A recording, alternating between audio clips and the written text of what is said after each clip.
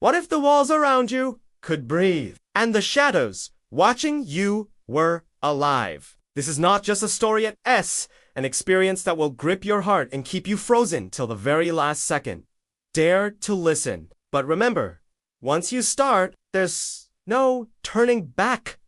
The wind howled through the broken windows of the abandoned house. Each gust carried the faint smell of damp wood and rotting leaves. The air was heavy, thick enough to feel like it pressed against the skin. Every step on the creaking floorboards echoed louder than the last, as if the house itself was listening. The protagonist's breath came slow and shaky, each inhale dragging the scent of mold deep into the lungs. A single drop of water fell from the ceiling, splashing into a rusted bucket. The sound was sharp, unnatural, too loud for the silence around it. The shadows clung to the corners of the room, twisting in shapes that did not match the furniture. Cold fingers of dread crawled down the spine, pulling every hair upright. The walls seemed closer now, as if the house shifted to trap its only visitor. Then came the sound, a faint scratching, like nails dragging slowly across wood. It came from the far end of the hallway, a place where the darkness seemed thicker, almost alive. The scratching grew louder, steady, deliberate, pulling the listener forward against all reason. The floor shook slightly, not from footsteps, but from something heavier, slower, dragging itself closer. The protagonist froze, unable to move, caught between fear and curiosity. The door at the end of the hall creaked open, though no hand touched it. Inside, there was only blackness. But within that blackness, two eyes glowed faintly, fixed and unblinking. They were too high for an animal, too wide for a human. The sound of breathing followed, deep and wet, as if lungs filled with water struggled for air. The protagonist's chest tightened, the instinct to run fighting against legs that no longer obeyed. The eyes blinked once, slow and deliberate, and then, from the dark, a voice whispered the protagonist's name. The sound of the name cut through the silence like a blade. It was not shouted.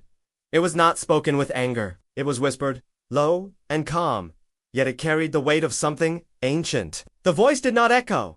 It sank into the walls, into the floor, into the very marrow of the bones. The protagonist's pulse hammered, each beat louder than the next. The air grew colder, so cold that every breath formed a cloud, twisting upward before vanishing into the dark. The glowing eyes did not move. They only watched, unblinking, patient. A second whisper came, softer than the first. It spoke the name again, but this time it sounded closer.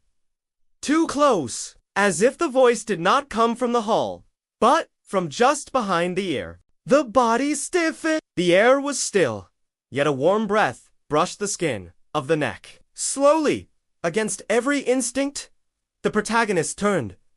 There was nothing, only the empty hallway stretching back into the house. But the feeling of being watched did not fade. It grew stronger. The walls groaned, bending as if the house itself shifted with hunger. From the doorway, the eyes vanished. For a single moment, there was relief, until the sound of bare feet on the wooden floor echoed from right inside the room. Step by step, slow, deliberate, and coming closer. Each step landed heavy, the wood groaning under the weight. The sound grew clearer, louder, filling the hallway with a rhythm that felt like a heartbeat. The protagonist's chest tightened as though an invisible hand pressed against it. The dim light from the cracked windows flickered, shadows stretching unnaturally long across the walls. The footsteps stopped. Silence returned, thick and suffocating. The air smelled of iron now, sharp and metallic, stinging the nose with every breath. The floor beneath the protagonist's shoes felt damp. A glance downward revealed a dark stain spreading slowly across the boards. It was liquid. It was warm. The stain crept toward their feet, as if alive, inch by inch, seeping through the cracks of the wood. From inside the room, something exhaled. It was deep, guttural, heavy enough to shake dust from the ceiling. The door, half open, shuddered, as if struck from within. Then came the sound of nails again, dragging across the wood. But this time, it was not far away. It was on the inside of the door. Closer! And then, suddenly, the nails scraped lower, as if something was crouching down. Waiting, hiding, the silence stretched, pulling every second into eternity. And then, slowly, the door began to open wider. The door creaked wider, the sound long and agonizing, until the gap revealed nothing but darkness. The protagonist stood frozen, heart pounding, eyes straining to pierce the void. Then, the footsteps returned, but they did not move forward. They circled. The sound of bare feet paced slowly, deliberately, around the edges of the room, unseen yet undeniable. The scratching followed, nails gliding across the walls in a slow, deliberate rhythm, carving patterns into the wood. The air thickened, every breath harder to take, as though the room itself rejected life. The whisper came again, the same voice, but softer now, almost tender. It spoke the name once more, then added 2 chilling words.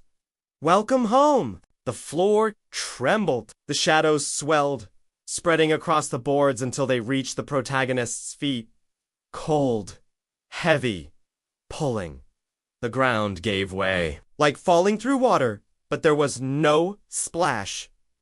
Only silence. The house stood still again, quiet and lifeless. The door hung half open, swaying gently in the wind. The bucket dripped once more, steady and unbroken. And the hallway, now empty, waited for its next visitor.